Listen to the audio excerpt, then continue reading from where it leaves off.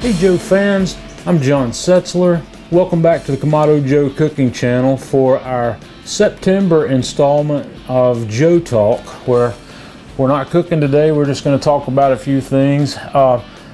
It's like I said, this is the first weekend in September. It's really blown by. The summer has just really blown by quickly this year. Here we are coming up Labor Day weekend, and in most traditional circles, this is the end of summer here in the northern hemisphere, and lots of people don't do a whole lot of grilling after Labor Day. But one of the things I've come to know and love about a lot of the Kamado Joe people and Kamado owners in general is we take our grilling a lot more seriously than that, and it's not a seasonal event for us. And I know that most of you that are watching this video are going to be grilling year-round and grilling with me, so we're going to keep things rolling here. One of the things I want to talk to you about this month in Joe Talk is a concept of cooking called sous vide. This some of you are probably familiar with this, others may not be. It's a little different method of cooking meat and cooking other things, and I want to show you some opportunities with sous vide cooking where it will work in conjunction with our grill, where we'll use the grill as well.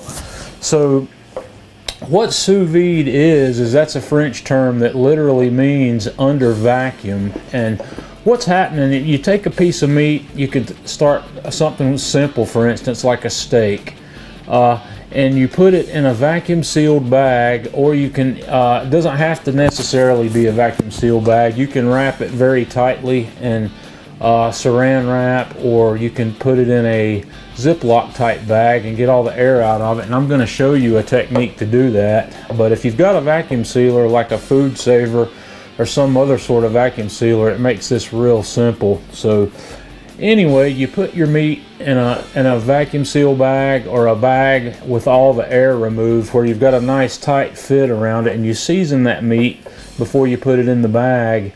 And the sous vide cooking process, you immerse that bag in water for a period of time, depending on what kind of meat you're cooking and what kind of temperature you're looking for. So a steak, for instance, since I know all of us like our steaks medium rare, we are shooting for a temperature of 135 degrees for a perfectly medium rare steak.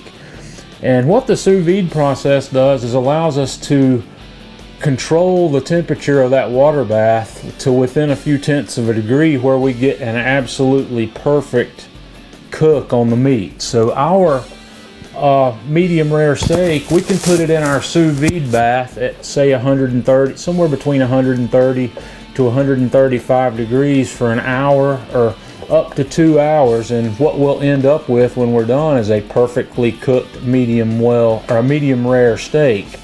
The steak can't get any hotter than the water bath, so that 130 to 135 degrees is all it's going to cook. Now, where this differs from what we normally do, the sous vide process will not provide a sear.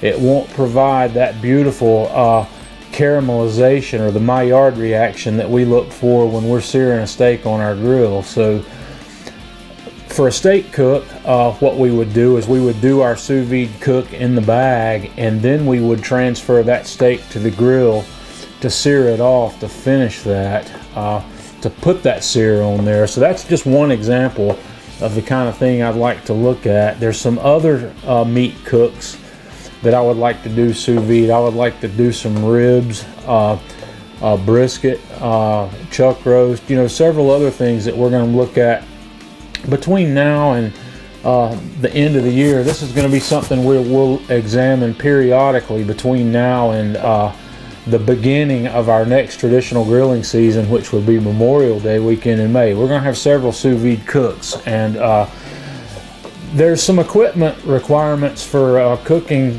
sous vide. Some of you, like I said, some of you may be familiar with these sous vide immersion circulators that are out there. There's a lot of different ones to choose from. There's some homemade project builds you can do to do this. But I have created a partnership with a company called Namiku who makes a really nice little sous vide immersion circulator. I'm going to show you some pictures here on the side of the screen of what this thing looks like. It clamps onto the side of any other container. You can clamp it onto something like a big plastic container or a stock pot or whatever you have that's food safe, and you can set the dial on this thing to whatever temperature you need it to be, and it will heat that water and it will circulate it and keep it at that temperature for as long as you have it going. And Namaku has graciously provided me with one of these controllers to use in these videos, and they are also providing me with a discount code to share with all of you, where you can get one of these if you're interested in it for $50 off. And I believe these the classic model of this Namaku circulator sells for $199, and with this discount code that I'm going to give you here on the screen and in the description to this video, I'll give you the code and the link to where, if you'd like to pick one of these up, you can save 50 bucks on it and get it for $150. So I'd like to thank Namaku for providing me with that. But this is the controller that I'm going to use. So we'll see how things pan out, you know, and if you want to pick one of these up, here's a good opportunity to do it. So we're going to start, probably the first thing I will probably do with sous vide is a couple of steaks, and then I'll move on to some of the more some of the larger cuts of meat that we'll do. But we're going to have several of those going over the next several months, so just stick with us. And if you have any suggestions of things you'd like to see done via sous vide, be sure and let me know, so I can work some of these in. I think these cooks are going to be fun. They're different. Now, sous vide's not going to provide us with the exact same flavor and texture that we're used to from cooking on our grills. It is a little different. The results are going to be a little different. I'm not going to say that they're worse, better, or otherwise. I'm just going to say that they're different, and you need to be the one to decide whether or not you like this style. I think you will. I think you'll find some interesting things with it. You'll find some things you love, and you'll find some things that you don't care that much for, but it's all good experimentation, so stick with us while we try this. And with that, we're going to wrap up this month's issue of Joe Talk. So if you have any questions about sous vide or have any ideas, like I said, leave me a comment on the video, let me know, and we'll see if we can't get all those questions answered. So until next time, this is John Setzler with Kamado Joe Cooking Channel.